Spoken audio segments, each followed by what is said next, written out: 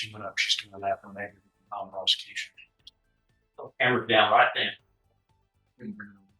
Y'all can leave the courtroom. Leave the courtroom. Leave the courtroom. I did a rejection, but I don't know if you want to just reset it. I don't. Why don't we do this? Why don't we, if there's a, sir, pay attention here. You're Jarrell Lee? Yes. All right. And so it sounds like there's some information that is coming today from the complaining witness. And so what I'm going to do is reset the case for 2 weeks instead of going through a plea bargain rejection. Give Mr. Smith some time to go through that and see if you want to do something or not with regard to that. And then we'll come back in 2 weeks and see. All right? Yes. You go back with the bailiff. Yeah, I'll delete it. I got it. Before we even get to the main case, notice what just happened. The judge paused another matter because new information from a complaining witness had surfaced. That's a reminder that in criminal court, even cases that seem ready for resolution can change direction when fresh evidence or victim input enters the picture. But now we're moving into a very different proceeding, one that appears to already have a negotiated outcome waiting to be finalized. How do we want to talk to her?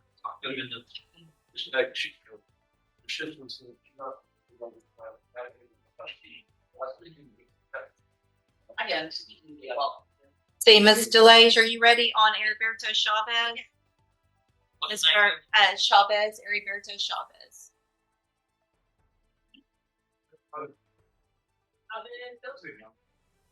Good morning, ma'am. Would you please raise your right hand? Do you swear or affirm that you will truthfully and accurately translate from English to Spanish and Spanish to English? Yes. Thank you, ma'am. How are you?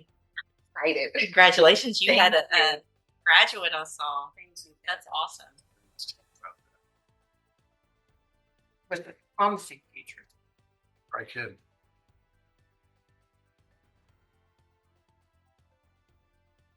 All right, sir, are you Heriberto Chavez? Yeah. Yes. And will your client waive the formal reading of the indictment? Yes, Your Honor.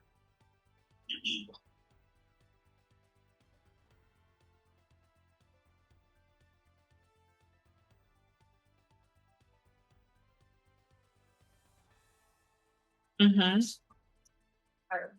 This is one of those moments that flies under the radar, but carries real legal significance. By waiving the formal reading of the indictment, the defense is essentially acknowledging that the defendant understands the charge.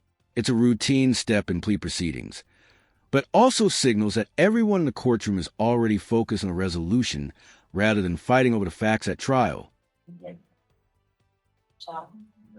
I do. Okay. Yeah. I need the date of it. And if it was just one. Yeah, we'll have to figure out some kind of little, we need maybe a little. Oh, good. Okay, that's good enough.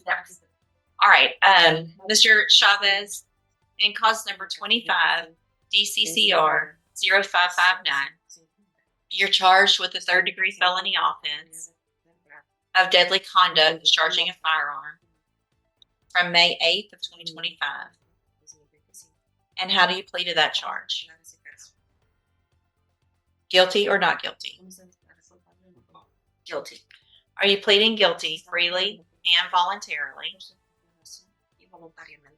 Pay close attention to the judge's questions here. They may sound repetitive, but they're designed to protect the record. A guilty plea can only stand if it's made knowingly, voluntarily, and without coercion. If a defendant later claims they were pressured or didn't understand the consequences, these answers become incredibly important. What do you think? Does Mr. Chavez seem fully aware of what he's agreeing to? Yes. And are you pleading guilty because you actually did what they charged you with? Yes. I have here on the tablet some documents that have your signature on them that the state's marked as exhibit number 1. Before you sign these, did you go over them with Ms. DeLage with an interpreter? Yes. Do you fully understand them? Yes. And do you understand if I followed the agreement that you made, with the district attorney that you'll be waiving your right to appeal. Yes, that's fine. State tenders number 1. No objection. It's admitted. Is there any evidence that Mr. Chavez is not competent? No, Your Honor. Mr. Chavez, do you also understand, if you're not a U.S. citizen, that a plea of guilty or no contest may result in your... This warning is a huge deal for non-citizens. The criminal sentence isn't always the only consequence. Immigration penalties can sometimes be just as life-changing as a conviction itself. Judges are required to make sure defendants understand those risks before accepting a plea, because once the plea is entered, reversing course becomes extremely difficult. deportation, exclusion from admission to the country, or denial of naturalization under federal law.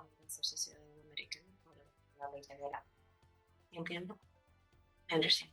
All right, then at this time, I'm going to find that you entered your plea of guilty freely and voluntarily.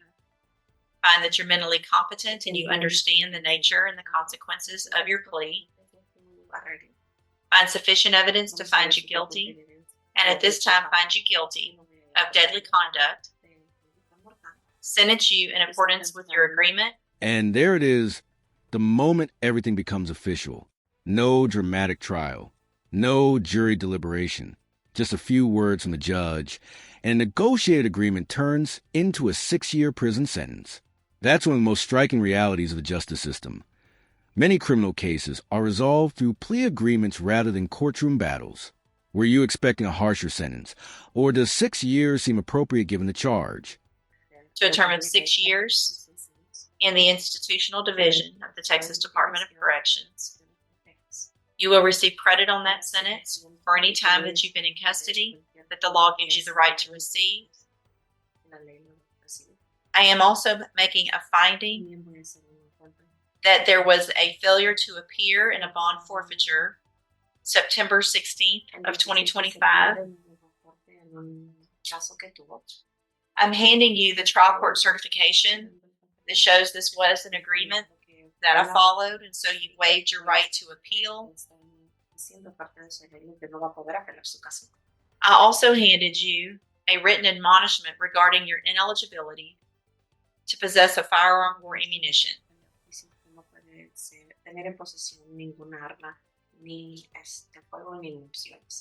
Because of the judgment entered against you, you're... One final detail that often gets overlooked. This plea didn't just result in prison time. It also triggered long-term consequences, including restrictions on firearm possession and the waiver of most appeal rights. Those collateral consequences can follow a defendant long after a sentence is served. In the span of just a few minutes, a criminal case that may have taken months to build reached its final chapter. Ineligible under Texas law to possess a firearm or ammunition.